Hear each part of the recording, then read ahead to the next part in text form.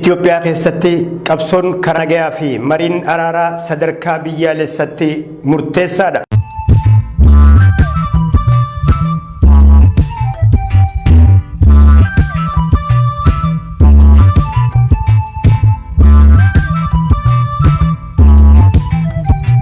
Sababni isaa biyya guddina dinagdee hawwituu fi sirna dimokiraasii dagaagsuuf kutannoon qabaa jettu keessatti nageenyi waaraa ta'e barbaachisaadha. Sirnoonni Itoophiyaa dhufanii dabran marti qabxiilee lameen olitti kaasne hojiirra oolchuuf afaaniin ni dubbatu.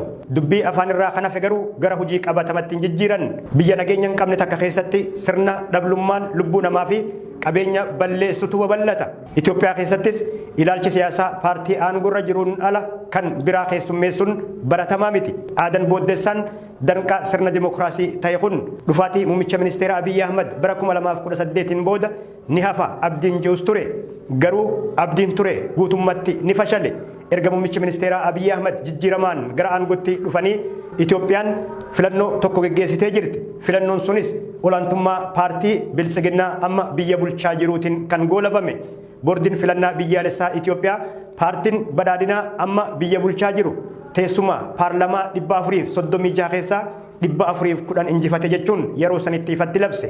Paartiileen siyaasaa Oromoo jajjaboon lameen ABO'f KFO'n filannoon dura waajjiraalee fi miseensonni isaanii gameeyyiin jalaa hidhamuun waltajjiin dorgommii siyaasaa finiinaa jedhamee eegamaa ture akkaan qabbanaa'e. Paartiin naannoo Tigraay TPLF ammoo yeroo sanitti filannoo geggeessuun garaagarummaa fi wal hubannoon siyaasaa adda fagaachaa deeme. Maddi rakkoo mootummaaf TPLF bu'uureffamuu Biltsiginnarraa eegalee hammaataa dhufe. Muummichi ministeera Abiyyi Ahmad EPRDF diiganii paartiilee miseensaa EPRDF turanii fi naannolee bulchaa turan walitti makuun paartii tokko Biltsiginnaa hundeessan.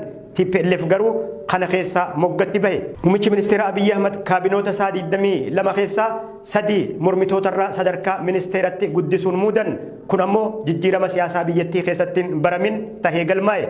Keessattuu dura taa'an paartii Izeemaa Profeesar Birhaanuu Naggaa ministeera barnootaa, dura taa'an paartii Abin obbo Ballataa Mollaa ministeera tiknoolojii fi innoveeshinii, akkasumas miseensi gumii sabaa ABO obbo Qajeelaa Mardaasaa ammoo ministeera aadaaf ispoortii ta'uun paartii biyya bulchaa jirutti makaman. Haa ta'u garuu namoonni duraan miseensa paartiilee mormitootaa turan garii waliigaltee dhaaba keessa turaniin ala ta'uun jeequmsi paartiilee hunda keessa akka jiru kan itti hubatame. Gama biraatiin miseensonni paartiilee siyaasaa Oromoo garii haalli adeemsa siyaasaa qabsoo karaa nagayaa abdii kutachiisaa ta'urraa biyyaa bahanii jiru. Isaan keessaa tokko nama ganna heddeebiin hidhaa mudate obbo Baqqalaa Garbaati. Obbo Baqqalaan jalqaba bara kanarratti haalli adeemsa siyaasaa Itoophiyaa keessa jiru abdii kan namaa kennuu miti jechuun Ameerikatti kolugaltummaa gaafatanii jiru. Obbo Baqqalaan Itoophiyaatti deebi'anii sochii siyaasaa geggeessuu waan hin dandeenyeef Ameerikaa turuu filatanii jiru. Miseensi KFO gameessi obbo Joowar Mohaammed kan jijjiirama muummicha ministeera Abiyyi Ahmad gara aangootti fide keessatti akka urjii mul'ate hidhaa gana tokkoo fi walakkaa biyya keessatti erga mudatee booda biyya alatti bahuun callisa filatee jira. Obbo Joowar Mohaammed hundeeffamuu OMN'n booda Ameerikaa maadheffatuun sochii fincila diddaa gabrummaa Oromiyaa keessatti geggeeffamaa ture kan EPRDF olaantummaa TPLF'n biyya bulchaa ture aangoo akka gadhiisu taasise keessatti nama addaa ture. Qabsoo hadhooytuu lubbuun namoota kumaantamaatti wareegame lafeen itti cabeef dhiigni itti dhangala'eessan booda jijjiirama bara 2018 biyyatti gale. Haa ta'u garuu dhawaatuma filannoon dhihaachaa dhufeen paartiin KFO biyya keessatti sochii godhaa ture dachii sossoosaa dhufe.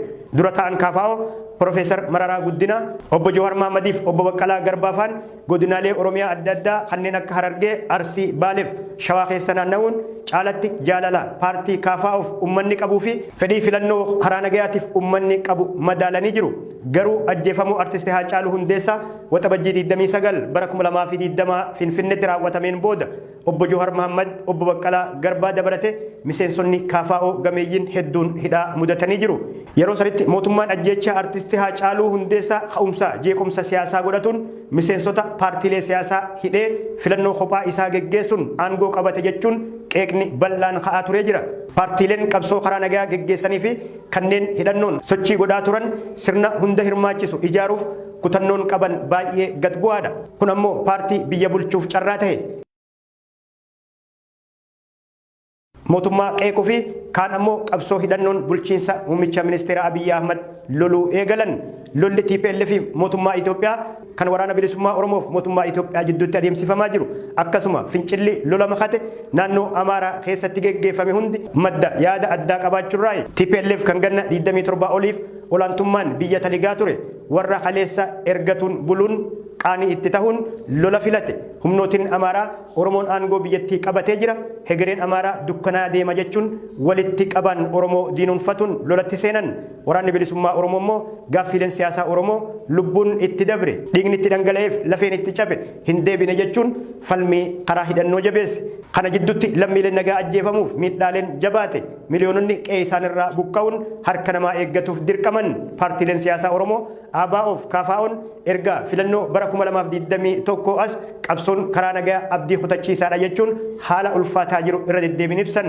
Paartiin mormituu cimaa ta'e dhabamuu fi miseensonni paartiilee siyaasaa jajjaboon biyyarraa fagaatuun mootummaa hanqina qaba jedhamee qeeqamaa jiruuf carraa aangorra turuu bal'aa saaqe. Akka fakkeenyattis paartiin amma biyya bulchaa jiru Biltsiginnaan filannoo bara 2021 booda ibsa baase keessatti sababni injifanneef gahumsaa qaadhibamtoota keenya fi karoora qabannee kaane ummanni waan hubateef ijee Itoophiyaa keessatti mootummaan taayitarra jiru if dhaaduu fi if jajuun waan haarayaa miti. Garuu sirnoonni aadaa kana hordofan hedduun qabsoo ummataatiin burkutaa'uun geggeeffamanii jiru.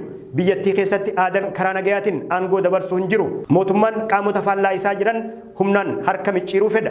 Warri kun ammoo ni faccifanna jedhu. Korommiin yoo wal lolan caffeetu mancaa akkuma jedhamu lola kana keessatti lubbuun namaa baduu fi qabeenyi biyyaa manca'uun itti fufee jira. Waldhibdee waraana bilisummaa Oromoof mootummaa Itoophiyaa karaa nagayaatiin hiikuuf mariin araaraa geggeeffame dhiheenya kana milkooyne ergasii as bu'aan argame lubbuun namaa baduu fi qabeenyi manca'uudha. Lammiileen nagaa rakkoo caaluuf saaxilamanii jiru. Kanaaf ammas lammiilee nagaa baraaruuf mariin araaraatti fufuu qaba jedhamaa jira. Mariin araaraa Taanzaaniyaa keessatti waraana bilisummaa Oromoof mootummaa Itoophiyaa jidduutti geggeeffame sun bakka taajjabdoonni alaa argamanitti geggeeffamuun seenaa keessatti waan haaraya. Addatti bakka bu'oonni Ameerikaa, Noorweey, Keeniyaa fi Igaad jaarsummaan waraana bilisummaa Oromoo fi mootummaa Itoophiyaa jidduutti argamuun gaaffilee gam lameenirraa dhihaatan dhaggeeffatuun dhugaan eessa akka jiru yeroo itti hubatani. Garuu hoogganaan waajjira sabquunnamtii mootummaa naannoo Oromiyaa obbo Haayiluu Addunyaa ibsa dhiheenya kana kennan keessatti waraana bilisummaa Oromoo gara maritti akka deebi'uuf tarkaanfii irratti fudhataa jiraachuu ibsanii jiru. Garuu ibsi dhuunfaa bakka bu'aan mootummaa kennu akkanaa kun faallaa tahee carraa nagayaaf biyyattiin qabdu fageessuun miidhaa caaluuf lammiilee biyyattii saaxila. Aangawaan mootummaa dhimmoota ijoo irratti yeroo ibsa kennu jecha fayyadamuu fi if to'achuu hin dandeenye. Gama biraatiin qondaalli mootummaa Itoophiyaa obbo Taayyee Danda'a walii galteerra gahuu dhabu mootummaa Itoophiyaaf waraana bilisummaa Oromootti gadduu ibsuun ni yaadatama. Obbo Taayyeen fashaluu marii kanaan booda barruu fuula feesbuukii isaan irratti maxxansan keessatti yeroo mariin jalqabutti dibbee waraanaa reebuun maaliif barbaachise gochi akkasii kun gidiraa hawaasaa bubbule daran hammeessurraa kan hafe falan fidu jechuun qeeqanii jiru. Gaanfa Afrikaatti ergamaan addaa Ameerikaa Maayik Hamar ibsaa koree dhaabbii hariiroo alaa USF kennan keessatti mariin araaraa Taanzaaniyaa keessatti mootummaa Itoophiyaaf waraana bilisummaa Oromoo torbaan lamaaf walakkaaf adeemsifame ulfaataa ta'us bu'a qabeessa jechuun gara fuulduratti abdiin jiraachuu akeekan. Ameerikaan marii kana kan deeggartu ta'uu fi waliigalteerra akka gahamus ibsite. Ameerikaan halaalarraa ganna hedduuf qabsoo bilisummaa Oromoo hordofaa turte. Garuu amma kan yeroo kamii caalaa itti dhiheenyan keessa seentee hordofaa jirti. USN Itoophiyaa keessatti nageenya akka bu'u karoora yookaan imaammata jabaa qabdi. Uummanni Oromoof lammiileen biyyattii marti marii nagayaaf kutannoo guddaa qabu. Kun kan milkaa'uu danda'u immoo yoo qaamoleen siyaasaa gam lameenii gaaffilee falmii cimsan garii dhiisanii garii fudhatan qofa. Kana milkeessuuf ammoo marii biyyaalessaa hunda hammate bal'aa tahe qopheessuu feesisa. Tolga daawwattoota keenya qophiin furgugee har'aaf qindeessin isin gammadaa daawwattan ture. Nu hordofuu keessaniif guddiseen isin galateeffadha. Qophii biraatiin walitti deebinaa.